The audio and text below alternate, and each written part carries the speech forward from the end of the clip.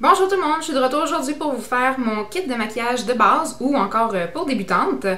J'ai sélectionné dans ma collection des produits que j'aime beaucoup, que j'utilise depuis un bon bout de temps et qui pour moi représentent un maquillage, des éléments de base qu'on peut ou non utiliser à tous les jours.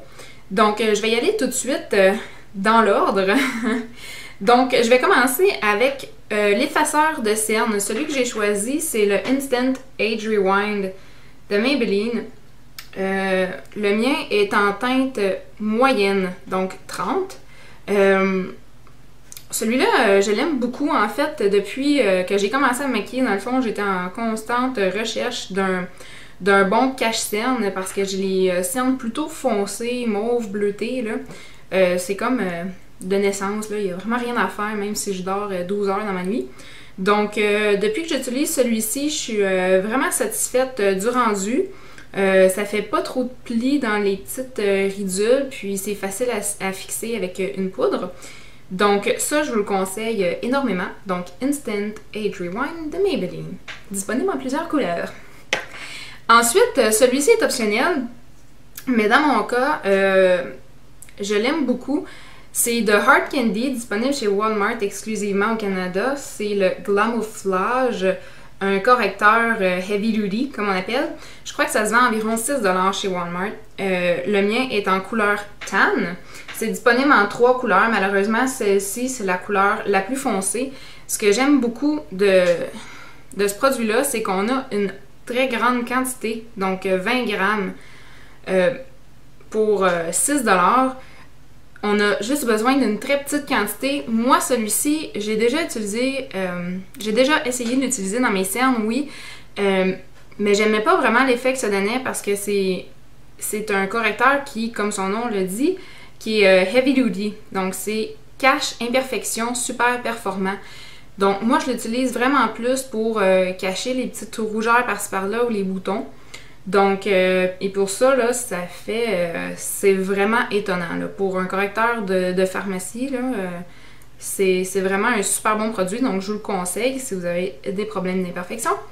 Ensuite, j'ai choisi un fond de teint que j'ai utilisé, que j'ai racheté à quelques reprises, c'est le Lasting Finish de Rimmel, qui, d'après les revues que j'ai lues sur Internet, semble convenir à plusieurs types de peau.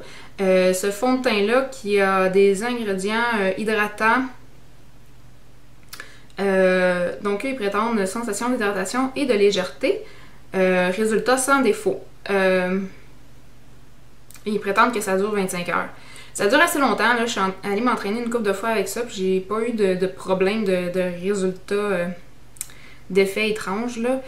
Ma teinte en ce moment, c'est, on le voit mal là, parce qu'il y a comme 2 étiquettes, mais c'est 202 nude. Parfois je prends le 200 aussi. Donc, très très bon produit, pas très dispendieux, donc pour quelqu'un qui commence en maquillage, c'est très bien.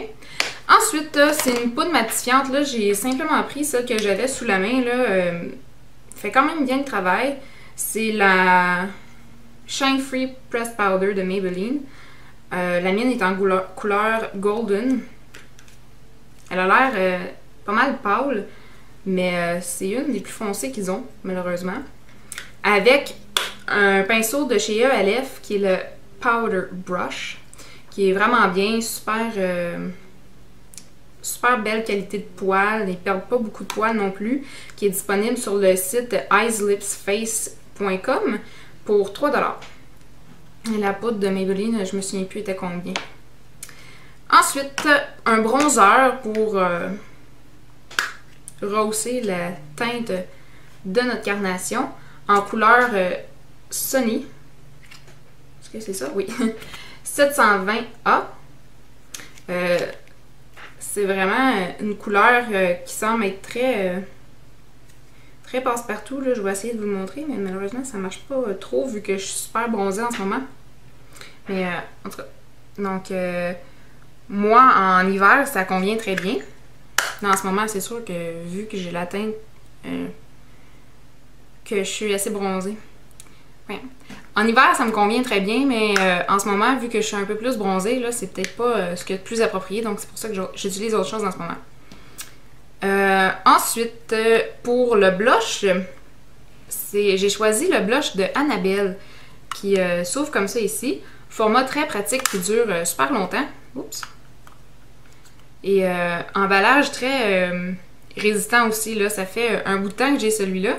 Et j'en avais un autre avant aussi, puis je l'ai échappé à terre une couple de fois, puis il a résisté. Celui-là est en couleur Blush On, numéro 1500.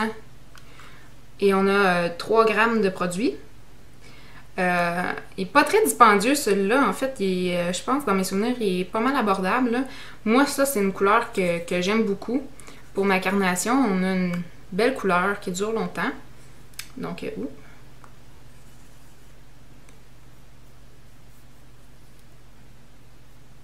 ici. Voilà, avec le Blush Brush. Donc, le pinceau pour le blush de chez ELF. Ça fait pas longtemps que je l'ai, puis je l'aime vraiment, là, avec la forme, là, c'est vraiment super, là, pour aller mettre l'ombre aux paupières sur les pommettes. Donc ça, je vous le conseille. Même chose aussi, si vous avez peu de pinceau, là, ça peut très bien faire l'affaire pour venir appliquer le bronzer dans le creux des joues, sur les tempes, sur la mâchoire aussi, là, c'est vraiment une super belle forme de maquillage, de pinceau. Alors, je vous le conseille vraiment. Ensuite, un produit que j'aime beaucoup aussi, dont je vous ai déjà parlé, c'est ma palette Zone de confort de chez Wet n Wild. Au début, j'hésitais peut-être pour prendre autre chose, une palette avec seulement 3 couleurs, mais je me suis dit que pour quelqu'un qui commence en maquillage, cette palette-là est vraiment bien parce que, je vous explique pourquoi, c'est qu'il y a les 3 couleurs ici qui sont très neutres. Donc, ils sont vraiment faciles à mettre, là. C'est facile à fondre, hein, puis ça fait pas de démarcation facilement, puis c'est facile à venir mélanger. Puis, ce qui est vraiment intéressant avec cette palette-là, c'est qu'on a aussi des couleurs moins neutres, donc comme le gris, les verts ici, puis cette couleur-là ici qui est multiteinte, en fait, qui reflète super bien la lumière, qui a comme un genre de mauve, bleu, vert dedans. C'est vraiment une super belle couleur. Et puis, celle-ci ici qui est plus foncée. Et en fait, moi, ce que je trouve intéressant pour des débutants dans cette palette-là, c'est que c'est sûr que les couleurs plus foncées ici, ou celle-ci, c'est peut-être pas nécessairement le genre de couleur qu'on va essayer d'appliquer la première fois qu'on se maquille, mais c'est des belles couleurs, je trouve, si on veut passer un peu de temps à la maison à se pratiquer, à essayer de faire des maquillages différents. C'est vraiment une palette qui va permettre de pouvoir essayer plusieurs styles différents. Et ensuite, moi, je vous conseille le pinceau de base, dans le fond, de chez ELF pour les ombres à paupières, qui est vraiment un pinceau de base là, qui coûte seulement 1$ sur leur site internet. Et il s'appelle le Professional Eyeshadow Brush de la gamme à 1$. Donc celui-ci, je vous le conseille beaucoup. Ensuite, je vais essayer de faire ça vite parce qu'il me reste encore une coupe de produits. Ensuite, un produit que j'aime beaucoup, j'en ai essayé d'autres, des crayons pour les yeux, mais je finis toujours par revenir sur celui-là. C'est le Revlon Color Stay. Le mien, je le prends en couleur brun café. Donc, c'est un pinceau, là, un crayon qu'on peut dévisser et revisser. Et ce qui est vraiment bien de ce crayon-là, dans le fond, c'est qu'il tient super bien. Donc, j'en ai mis seulement un petit peu en dessous de mon œil ce matin, puis je l'ai même estompé. Puis ça fait peut-être au moins 8 heures, puis il paraît encore. Donc, j'avais essayé d'autres crayons, et sur moi, soit il coulait, ou tout simplement, il disparaissait au courant de la journée. Phénomène inexpliqué. Et aussi, il vient avec la petite aiguisoire en arrière, mais sur ce crayon-ci, je ne l'ai jamais utilisé. Sur le crayon que j'avais avant, je l'avais utilisé, puis je sais pas, là, moi, vu que j'estompe souvent ma ligne de crayon, j'ai pas vraiment besoin de l'aiguiser. Ensuite, un autre produit que j'aime beaucoup, c'est le crayon pour les sourcils de Annabelle. Celui-là, ça fait pas très longtemps que je l'ai acheté cette année. C'est un crayon, donc comme ça ici, là, qui peut être aiguisé. Le mien est en couleur brun moyen. Oui, donc brun moyen. Pour mes sourcils, c'est vraiment la bonne couleur. Puis ce qui est bien aussi, c'est que ça vient avec la petite brosse comme ça ici. Donc si on n'a pas déjà plein d'outils à la maison, qu'on est débutant, comme on dit, ça fait très bien l'affaire pour venir brosser. Moi, ce que je fais, c'est que je brosse le sourcil avant, je viens remplir les petits trous, puis je rebrosse après. Donc ça, c'est vraiment bien. Et dans mon cas, je complète avec seulement un mascara transparent. C'est sûr que là, il a l'air un peu magané parce que ça fait longtemps que je l'ai. C'est le Great Lash, qui est tout simplement clair. C'est sûr que là, il y a une couleur un peu dégueu, mais c'est parce que je l'utilise par-dessus justement du crayon ou de la poudre pour les sourcils. Puis je viens juste en mettre un peu pour peigner les sourcils dans le fond pour éviter qu'il y ait dans tous les sens au courant de la journée. Et dans une même ordre d'idée, je compléterai avec des pinces à épiler. Celle-ci, c'est les pinces à épiler de Trim, Tweeze ou je sais pas quoi. En tout cas, je les ai pris chez Walmart en paquet de 2 comme ça. Puis je crois qu'ils étaient comme quelque chose comme 8 $.